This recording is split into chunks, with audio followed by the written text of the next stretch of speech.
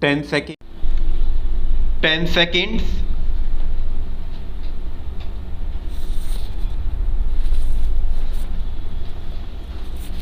Sir, the position regarding extradition of fugitive criminals from this country was covered originally by three statutes, two of them of the British Parliament, the Extradition Act of England and the Fugitive Offenders Act of England, and the third, the Extradition Act of India, which has regulated the procedure governing extradition from this country.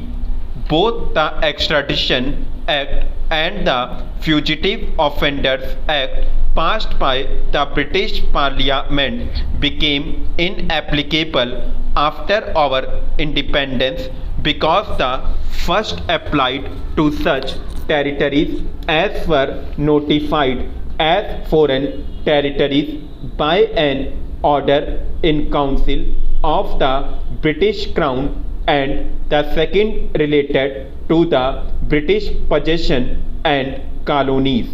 The Supreme Court held that the Fugitive Offenders Act did not any longer apply to this country.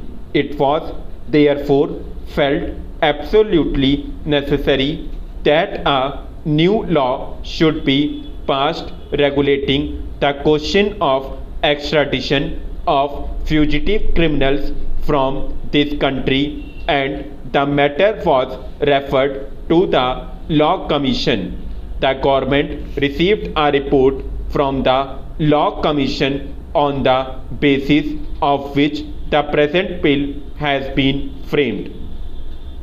The second follows mainly one pattern in substance, though in regard to the question of procedure for countries which are not Commonwealth countries and Commonwealth countries which are notified as such and as offering an arrangement for extradition of criminals with the Government of India. The procedure is a little different, though again in substance it is the same.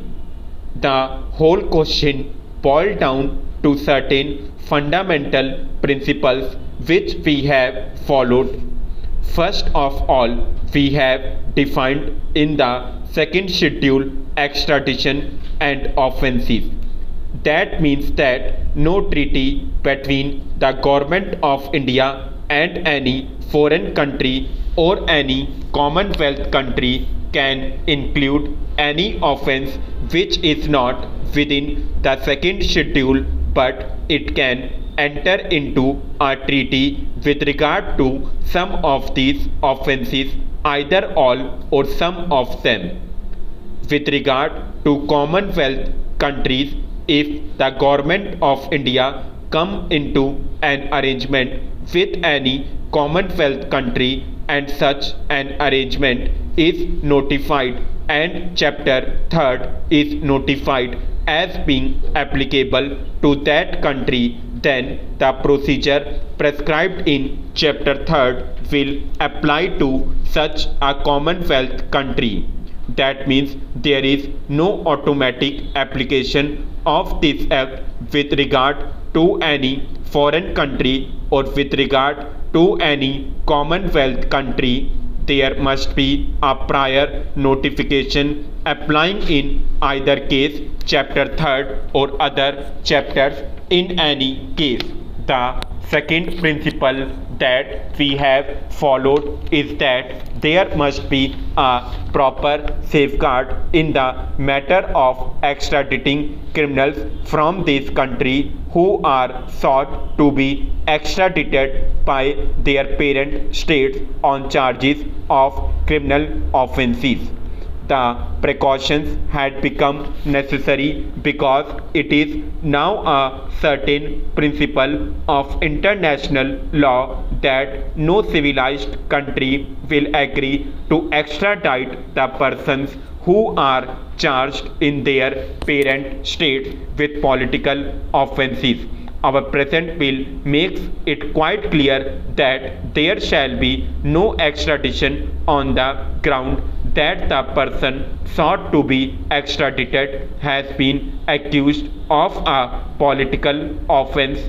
In order to get out of this prohibition, many states adopt or have adopted in the past a device of seeking extradition apparently on charges other than political, but really once the man is taken to his parent state, he is made liable for other offences of a political nature. So we have taken the precaution of seeing that there is an inquiry for this purpose, first by the central government, then by a proper judicial authority, a magistrate exercising his powers either as a high court or as a sessions court, and secondly, even after the magistrate order, the central government again deciding finally whether to extradite the person concerned or not,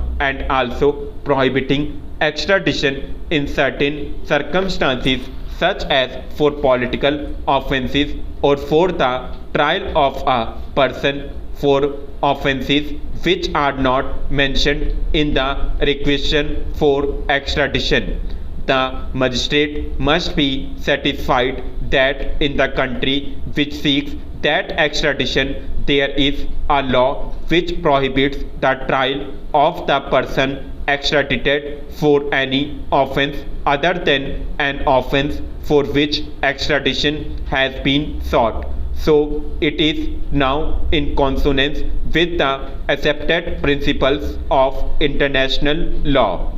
That is only for known criminality that person may be extradited, but if he is not a criminal but he is simply being sought to be taken to his parent state to be tried for political offences, he shall not be extradited by this country or any country. This is the scheme of the Act. With regard to foreign states, the procedure adopted is that there must be a notification declaring that the Act applies with regard to a particular state, and the notification must also publish the extradition treaty showing what are the offences mentioned in the second schedule which are comprehended by the treaty itself. And once that country is notified as such a foreign country having such a treaty, then if any fugitive criminal from that country is here, that country may seek extradition by moving through diplomatic representatives.